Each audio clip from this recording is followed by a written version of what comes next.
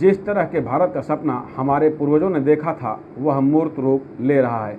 ये बातें बलिया सांसद वीरेंद्र सिंह मस्त ने गाजीपुर में कही।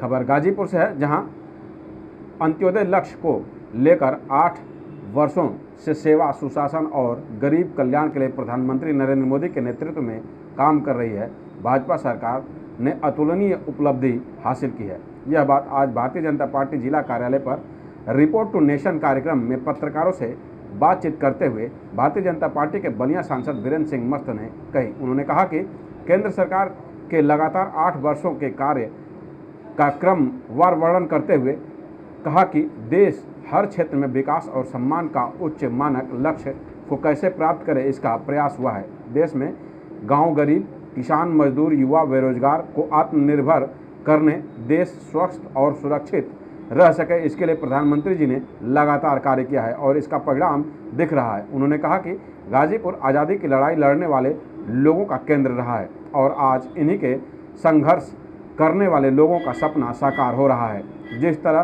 के भारत का सपना हमारे पूर्वजों ने देखा था वह मूर्त रूप ले रहा है। उन्होंने कहा कि हमारी सरकार ने बिना किसी राजनीतिक विभेद के समाज के हर वर्ग के लिए ईमानदारी से और जिम्मेदारी से कार्य किया है, जिसके लिए निमित्त प्रधानमंत्री नरेंद्र मोदी ने सबका साथ, सबका विकास, सबका विश्वास के मंत्र के साथ पूर्ण कर रहे हैं। सांसद वीरेंद्र सिंह ने गर्व के साथ कहा कि हमारी सरकार और हमारे नेता जो कहते हैं वो करते हैं और वह दिखता है।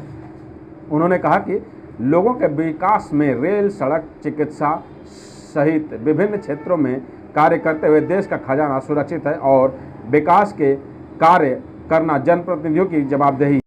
देश के प्रधानमंत्री मोदी जी हमेशा विकास को आगे बढ़ाते हैं, वो दिखता है। विपक्ष अगर वो विकास नहीं देख पाता है तो मैं इतना ही कह सकता हूं कि एक चिड़िया जो है दिन में भी नहीं दिखती है तो उसके लिए कोई मेडिकल कॉलेज नहीं खुलता है,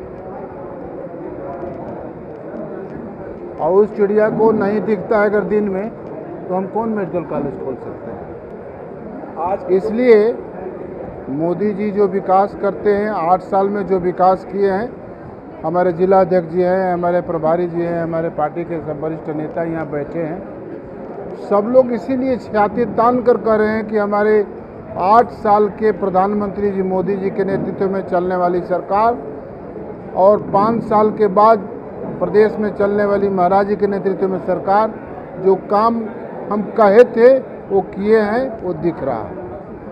अब विपक्ष जो कह रहा है, बहुत दिन नहीं हुए 2 महीना पहले ही जनता ने उनके कहने का उनकी बात सुनकर ये परिणाम सुना दिया कि आप जो कह रहे हैं उन बातों में कितना दम है।